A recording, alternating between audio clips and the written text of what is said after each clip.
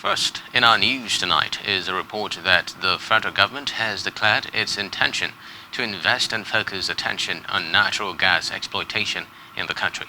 President Buhari stated this at the 6th Gas Exporting Countries Forum Summit in Doha, Qatar, where he was represented by the Minister of State for Petroleum Resources, Timi Silva. He said the enactment of the Petroleum Industry Act was designed to enable Nigeria to derive more value from natural gas by providing the required governance, regulatory and fiscal framework to support the industry's growth. The president affirmed Nigeria's dedication to the sustainable growth of natural gas exploitation and utilization, both for domestic use and export to sub-regional African countries. According to President Buhari, Nigeria is embarking on different initiatives, projects and policies to enhance the performance of the oil and gas sector. Away from that, the federal government says it is set to boost cocoa export through the implementation of research findings in the newly developed training manuals on cocoa production. The Minister of Agriculture and Rural Development, Mahmood Abubakar, made the announcement while receiving the 2 manuals from Cocoa Soil Group in his office in Abuja. He explained that hindrances to the optimum production of cocoa in Nigeria were captured in the documents. Abubakar said the federal government would implement various recommendations in the manuals, stressing that it would definitely impact on cocoa exports from Nigeria. To legislative matters now, where the Senate has called on the federal government to urgently declare a state of emergency on the nation's federal roads. This follows the increase in airfare and its implication on Nigerian roads. Special Assistant on Press to the Senate President, Ezra Tabiowo, confirmed this in a statement. The upper chamber also urged the federal government to immediately pay its debt to the Federal Roads Maintenance Agency to enable it rehabilitate the roads, especially in the face of the astronomical increase in airfares. Still on legislative matters, the Senate will vote on the report of its Committee on the Review of the 1999 Constitution on Tuesday, March 1. Chairman of the committee, Ovie Omoagege, made this known at plenary. Omoagege, who presided over the session, said the report of the Constitution Review Committee would be laid at plenary tomorrow and copies distributed to lawmakers. He appealed to senators to study the report ahead of its consideration and attend the March 1 plenary to participate in the vote. Meanwhile, the Senate has confirmed the nominations of 5 executive director nominees of the Nigerian Midstream and Downstream Petroleum Regulatory Authority. The confirmation of the nominees followed the consideration of a report by the Committee on Downstream Petroleum Sector. Recall that the Senate had on Tuesday, February 8, considered President Buhari's request for the confirmation of the nominees. Those confirmed included Francis Alabo, Mustafa Lamorde, Mansour Kulia, Bashir Sadiq, and Zainab Gobe. To the lower chamber now, where the House of Representatives has asked the federal government and the Academic Staff Union of Universities ASU to comply with the Memorandum of Understanding to end the ongoing warning strike. The lawmakers said the decision should be made in the interest of students and the education sector in the country. During plenary, the House mandated the Committees on Labor, Employment and Productivity and Tertiary Education and Services to liaise with the relevant ministries and stakeholders to address issues that led to the current warning strike by members of ASU.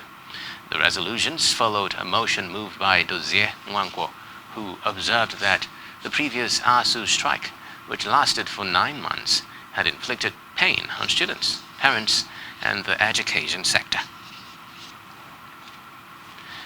Meanwhile, the House of Representatives Committee on Public Accounts has condemned the Minister of Industry, Trade and Investment, Nii Adebayo, for shunning its invitation to answer queries over the issuance of capital allowances by his ministry to the tune of 33 billion naira. At its investigative hearing in Abuja, the committee frowned at the non-appearance of Adebayo and heads of other relevant agencies such as the Standards Organization of Nigeria and the Oil and Gas Free Zone Authority. The committee had invited Adebayo to its investigative hearing to explain the alleged revenue loss by the federal government through the export free trade zones. To the judiciary now, where a federal high court in Abuja has extended the detention of a deputy commissioner of police, Abba Kyari, by 14 days. The court granted permission to the National Drug Law Enforcement Agency (NDLEA) to hold the embattled Kyari for the period to enable it to complete its investigation into the hard drug trafficking allegations against him. Justice Zainab Abubakar issued the order for Kyari's further detention while ruling in an ex parte application argued by the NDLEA counsel Mike Kassa. The NDLEA had in the application pleaded for more time to detain Kyari on the grounds that the allegations against him were complex and may require the agency traveling outside the shore of the country for further clarifications. Still on the judiciary, a federal high court sitting in Jos, Plateau State, has sentenced a former Minister of Water Resources, Sarah Ochepe, to 3 months imprisonment. The court also sentenced a former chairman of the People's Democratic Party in Plateau, Raymond Dabo, and the state coordinator of Jonathan Campaign Organization, Leo Sunday Jitang. The three accused persons had been standing trial since 2018 in a case of money laundering and conspiracy brought against them by the Economic and Financial Crimes Commission, amounting to more than 450 million naira. In another development, former President Goodluck Jonathan has underscored the importance of peace, security, and development in the West African region. Jonathan, who is the chairman of the Economic Community of West African States Council of the Wise, said this in Lagos during the opening of the council's 2-day retreat and planning workshop. He commended the authority of heads of states and government, as well as the president of the ECOWAS Commission, for their efforts towards resolving the socio-political crisis in some countries in the sub-region. In politics, governors of the All Progressives Congress are in agreement with the March 26 date for the party's national convention. Chairman of the APC Governors Forum and Governor of Kebbi State Atiku Bagudu confirmed this after the governors met with President Muhammadu Buhari in Abuja. The meeting had the governors of Ekiti, Ebonyi, Jigawa, Kaduna, Lagos, Borno, Niger, Gombe, Osun, Kebbi, Kwara, Yobe, Imo, Ogun, Plateau, Kogi, Kano, Nasarawa, and Cross River States, as well as the Deputy Governor of Anambra State in attendance. On his part, the Kaduna State Governor Nasser El-Rufai said the governors had agreed on a simple and equitable zoning formula for all geopolitical zones. El-Rufai dismissed reports that the party was divided, saying the governors may have disagreed sometime, but had gotten on the same page after their meeting and briefing with President Buhari. On labor matters, the Nigerian Labour Congress (NLC) has expressed displeasure over federal government's plan to extend the fuel subsidy regime by 18 months.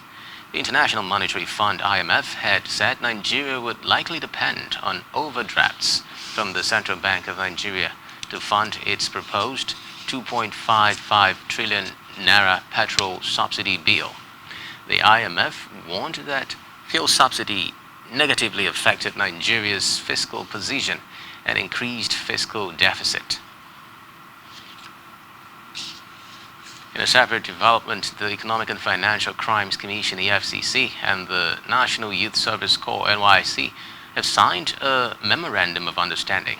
This formalizes the existing partnership between the agencies for the fight against corruption and economic crimes in Nigeria.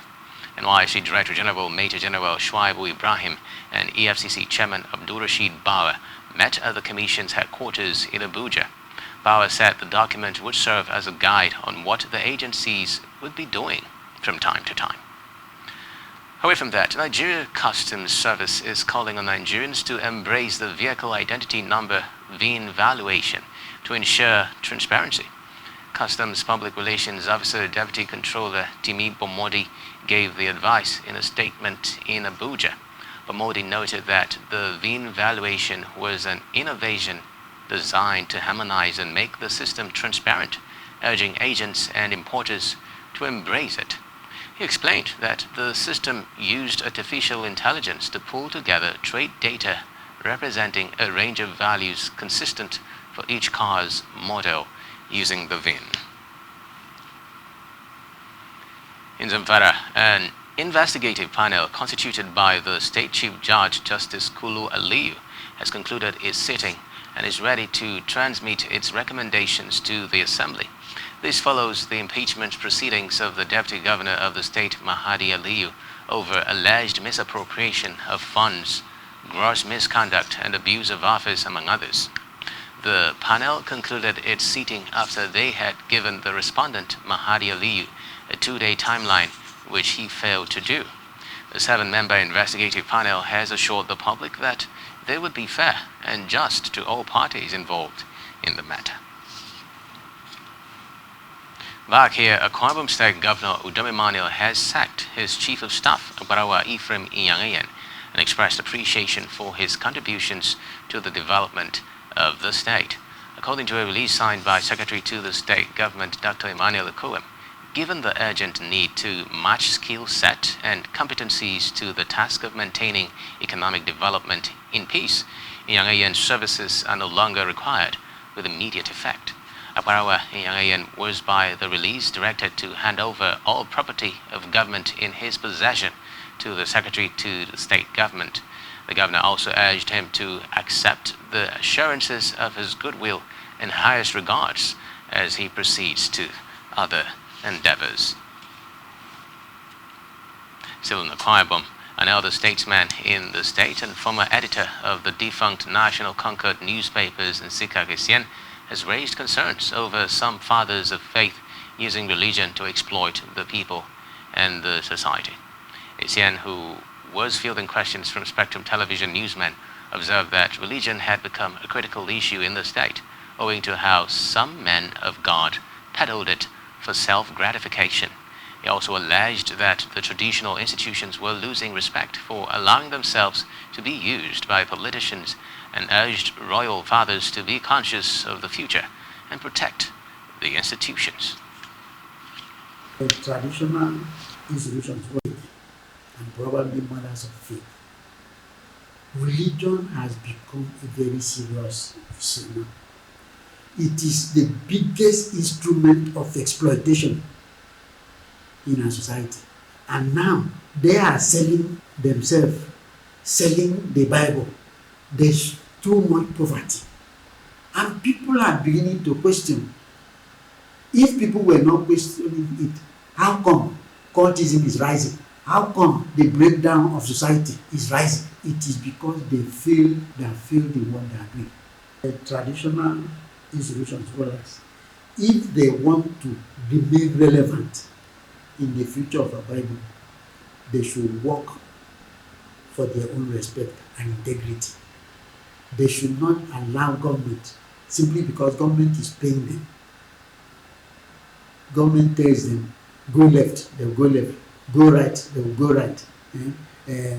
Jump into the water, hot water, and burn yourself, and they will do that. If they are keen on their future, being relevant, then they have to do something about themselves. The situation now, the economic environment is harsh, but let us not lose our head simply because we want to survive.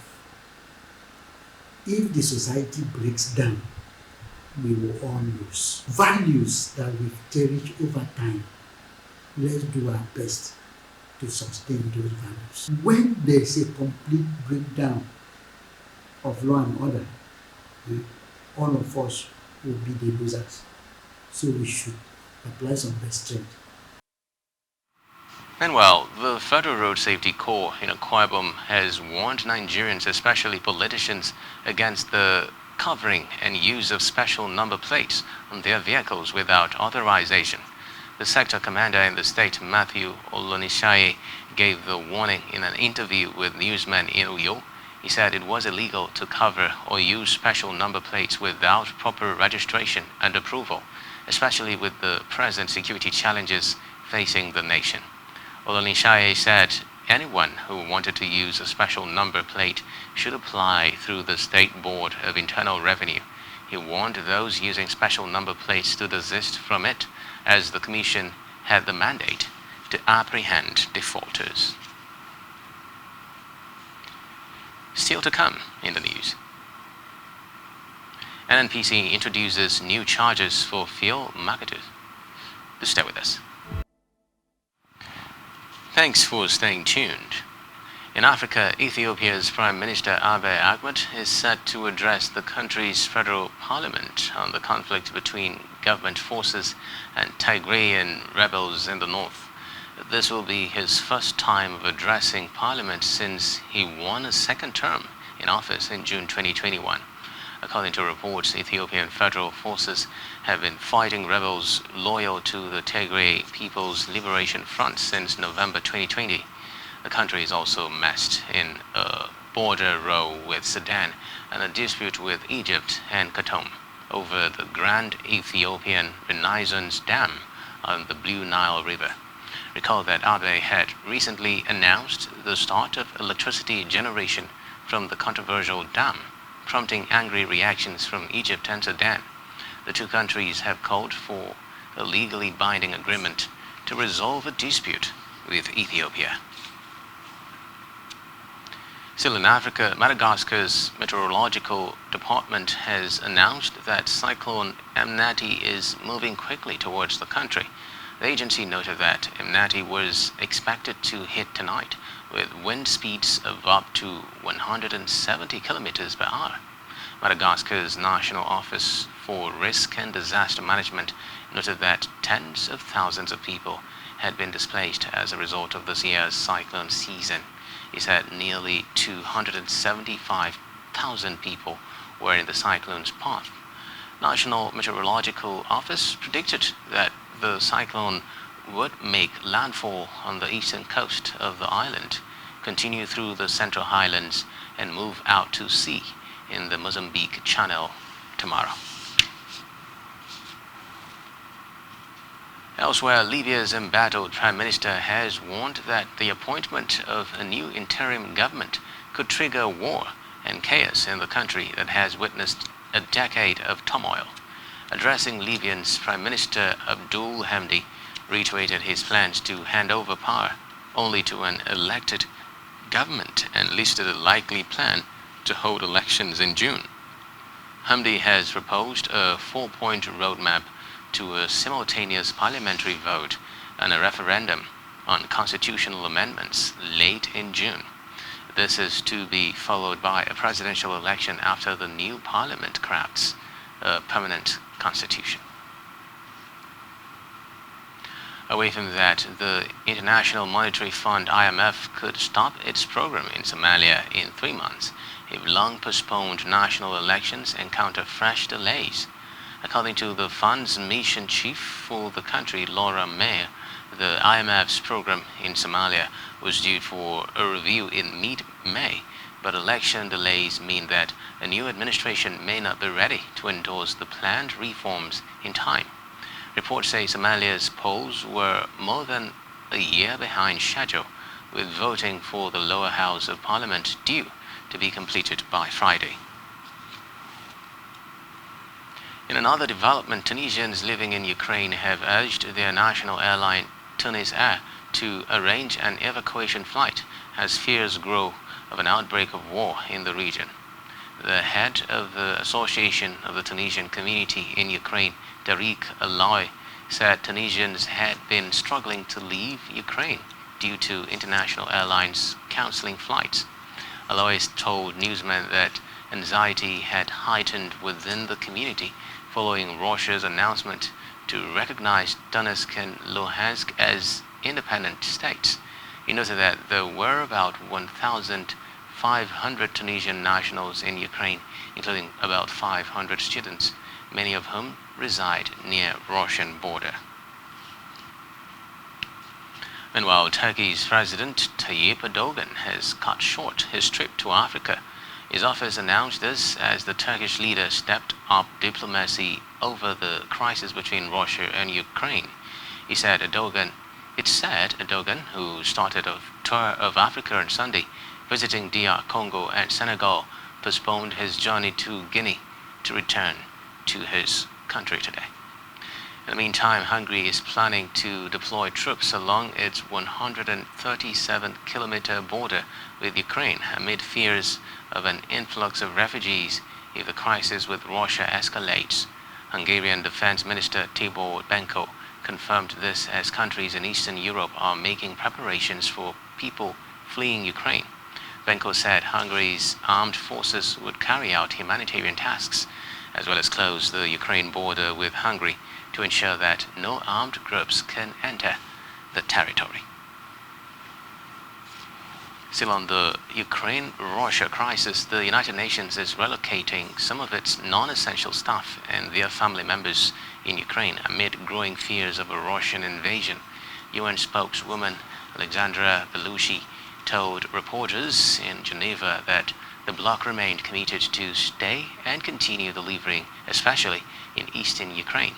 She, however, acknowledged that as a result of the evolving situation on the ground, the UN had allowed for temporary relocation of some staff and some dependents.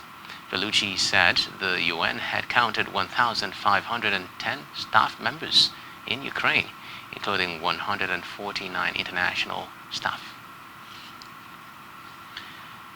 In a related development, NATO Secretary General Jens Stoltenberg has reiterated his warnings that Russia is trying to engage in false flag operations to create a pretext for an attack on Ukraine. Speaking in Brussels, Stoltenberg said there were many Russian intelligence officers operating in Ukraine. He stressed the right of nations like Ukraine to seek membership of NATO, adding the alliance would not accept a return to the age where big powers bullied, intimidated, or dictated to others. The NATO chief advised Russia to step back, adding that it was never too late to rescind the attack. Meanwhile, the EU has warned that Russia's recognition of breakaway regions of Ukraine will increase economic uncertainty for the bloc. The European Union is expected to unveil limited and targeted economic punishment, both to keep its sanctions powder dry if Russia pushed further into Ukraine. And now it's time for the latest business and stock market stories. Here is Blyden. Okay. Thank you, Xavier Roberts. Good evening. It's another business day. My name is Blyden Uken. In the news, we'll begin with the commodity market, Arabica coffee. Arabica coffee is the world's benchmark for coffee futures contract, accounting for 75% of the world's production. It is mostly cultivated in Brazil, with 40% of the world's total supply. Robusta and espresso coffees are the coffee beans popular in Europe, while Arabica beans are popular in the United States. Arabica futures traded around $2.48, falling from a 10-year high of $2.60 traded on February 9th, as market outlook for crop production in top producer Brazil improved in view of adequate rains this season. Brazilian farmers are expected to harvest 58.9 million 60 kg bags of coffee in the 2022-2023 season, slightly higher than the 53.7 million bags produced in the last season amid droughts and frosts. However, uncertainty persists amid ongoing logistics disruption from the pandemic, as well as the effects of climate change, as Arabica stocks continue to fall drastically from 1.54 million bags at the end of 2021 to 1.03 million bags, the lowest volume in the last 20 years. Let's look at Africa's investment regarding China. China is the largest investor in Africa in the past decade, with 27% of its investment in Africa, according to Swiss African Business Cycle report. In a 10-year period, the Asian country created 18,562 jobs on the average yearly. The report showed the US as the second largest investor in Africa, with France and Turkey in third and fourth positions respectively. The United Kingdom was placed fifth, the fifth largest investor in Africa. Swiss African Business noted that Japan and the United Arab Emirates have gradually increased newly created jobs in Africa on an annual basis. Switzerland ranked 12th, as Swiss companies have created 30,407 new jobs over the last 10 years, with an average of 458 new projects announced annually. Let's look at the situation in Nigeria concerning fuel hikes and its potentials. Nigerians could face a new petrol pump price as the Nigerian National Petroleum Company Limited, NNPC, has introduced a fresh marine charge for marketers. This is coming at the end of issues regarding Nigerians continuing to feel the brunt of petrol scarcity caused by dirty fuel importation. In a letter addressed to marketers by NNPC, a new 500,000 naira ship-to-ship coordination has been charged for each transshipment operation of petrol involving the NNPC Marine Logistics. According to the letter signed by OIO Agila, on behalf of GGM Shipping, the amount is to cover manpower and logistics required for coordination and production of cargo documents for the transshipment of operations. Let's look at stock sell-off in yesterday's trade in the Nigerian stock market. Flour Mills of Nigeria, FMN, and Honeywell Flour were among big losers in the capital market, as sell-off among the investors plummeted shareholders' investments. The two manufacturing firms are in the process of merging their assets after Flour Mills' acquisition of Honeywell's. They lost a combined 7.90 billion on Monday, according to yesterday's trading data. Shareholders' total investment in Flour Mills declined by 4.55%, while investors' funds in Honeywell fell by 4.22% after 8 hours of trading. Flour Mills of Nigeria's share fell to 33 naira 5 kobo from Friday's 35 naira 1 kobo, resulting in shareholders' loss of 6.56 billion naira of share worth. Honeywell's shareholders were not left out, as they lost 1.34 billion naira in one day, following the dip in share value to 3 naira 85 kobo per share against 4.02 naira on Friday. It's time for the Nigerian stock market report. And the bulls are back. At the end of today's trading session on the Nigerian Stock Exchange, the all-share index inched up 12.99 basis points to close at 47,246.90 points. Today's data shows 22% improvement in turnover against yesterday's trading day's data. In the aggregate, 117 equities participated in trading, ending with 29 gainers and 18 losers. Niger Insurance Company led the gainers with 10% share price appreciation, closing at 0.22 naira per share. On the losing side, LLX came out last with an end-of-day price depreciation of 9.88% at 3.83 naira per share. United Capital recorded the highest volume of 66.1 million traded shares. This is all on business news today, and back to Xavier Robert for the rest of the news. Many thanks, Blyden. Still to come in the news. The Tigers move up to 14th position in FIBA ranking. Do stay with us. Thanks for staying tuned. On our COVID-19 update, the Nigeria Center for Disease Control (NCDC) has confirmed 32 new cases in the country, pushing the country's total to 254,325. The new list comprises 17 cases in Kwara, 7 in Lagos, 5 in the FCT, 2 in Rivers, and 1 case in Kaduna. Till date, 230,793 people have been discharged and 3,142 others have died from the virus. Still in health, Ugandans who refuse COVID-19 vaccination are likely to face a jail term of 6 months if they fail to pay a proposed fine of 4 million Ugandan shillings. The Parliamentary Committee on Health has begun scrutinizing Public Health Amendment Bill 2021, which seeks to make coronavirus vaccinations mandatory. The Health Minister, Jane Asang, had informed the House that the amendment was important to repeal the obsolete provisions, revise the fines for offences committed, and protect citizens. Over now to Bright James for trending sports stories. Thank you, Xavier Robert. Good evening and welcome to the Sports Desk.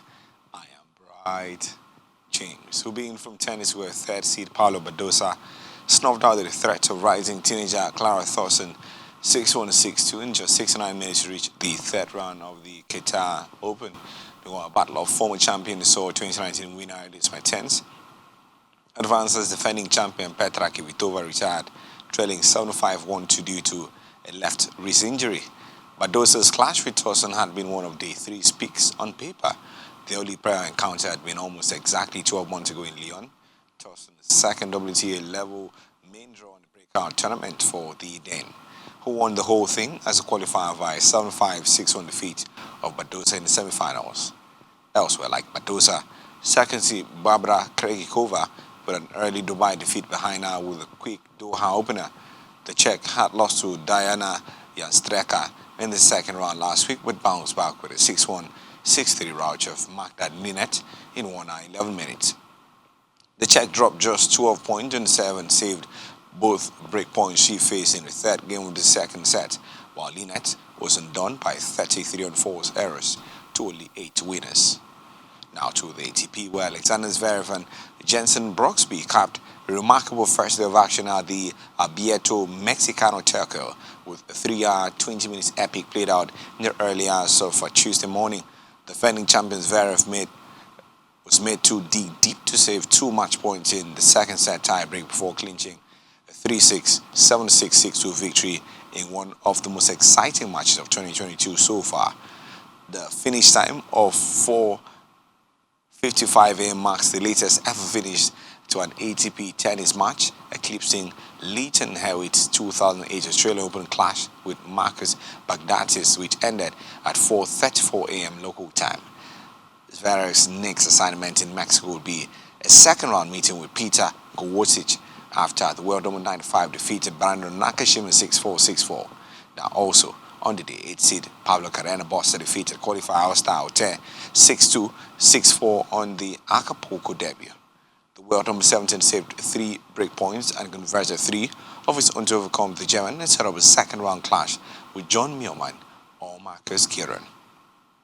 Now to basketball, where Nigeria's D Tigers have moved up to 14th place in the latest Federation of International Basketball Association FIBA Women's World Ranking.